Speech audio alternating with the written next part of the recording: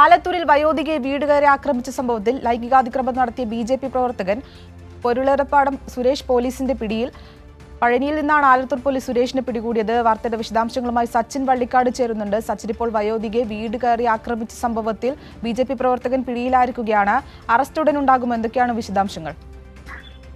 അഷിത, കഴിഞ്ഞ 1-ാം തീയതി രാത്രിയോടുകൂടിയാണ് ബി.ജെ.പി. പ്രവർത്തകർ ആലത്തൂരിലെ കാവശ്ശേരിയിലെ ബി.ജെ.പി. പ്രവർത്തകന്റെ ഭാഗത്തു നിന്നും ഇത്തരത്തിലുള്ള ക്രൂരമായ കാര്യങ്ങൾ നടന്നിട്ടുള്ളത്. പ്രധാനമായും ആലത്തൂരിൽ 1-ാം തീയതി, അതായത് 1-ാം തീയതി രാത്രിയോടുകൂടെ നടു റോഡിലിരുന്ന് മദ്യപിക്കുകയും തുടർന്ന് ഡിവൈഎഫ്ഐയുടെ ഫ്ലക്സ് ബോർഡുകളെല്ലാം നശിപ്പിച്ചതിന് ശേഷമാണ് പുലർച്ചയോടുകൂടെ വയോധികയുടെ വീട്ടിലേക്ക് കടന്നു ചെന്ന് വയോധികയെ ലൈംഗികമായ അതിക്രമം നടത്താൻ വേണ്ടി ബി.ജെ.പി. പ്രവർത്തകൻ സുരേഷ് ശ്രമിച്ചത്. തുടർന്ന് സുരേഷ് ഒളിവിൽ പോവുകയായിരുന്നു. ഇന്നലെ രാത്രിയോടുകൂടിയാണ് സുരേഷിനെ പഴനിയിൽ നിന്നും പോലീസ് പിടികൂടിയിട്ടുള്ളത്.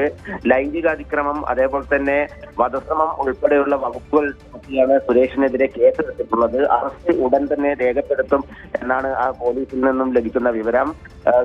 അതായത് കാവശ്ശേരി പഞ്ചായത്തിലെ ബി.ജെ.പിയുടെ സജീവ പ്രവർത്തകനാണ് സുരേഷ്. ബൂത്ത് പ്രസിഡന്റ് കൂടിയാണ് സുരേഷ്. സുരേഷിന്റെ ഭാഗത്തു നിന്നാണ് ഇത്തരത്തിലുള്ള വലിയ രീതിയിലുള്ള ലൈംഗികാതിക്രമവും അതേപോലെ തന്നെ വയോധികയെ വധിക്കാൻ ഉൾപ്പെടെ ശ്രമിച്ചത്. വയോധിക ഒറ്റക്ക്, കാവശ്ശേരിയിലെ പാടൂരിൽ ഒറ്റക്ക് താമസിക്കുന്ന വയോധികക്ക് നേരെയാണ് സുരേഷിന്റെ ആക്രമണം ഉണ്ടായിട്ടുള്ളത്.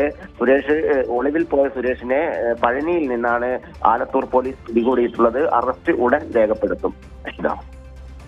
ശരി, സച്ചിൻ വള്ളിക്കാടാണ് വാർത്തയുടെ വിശദാംശങ്ങളുമായി ചേർന്നത്.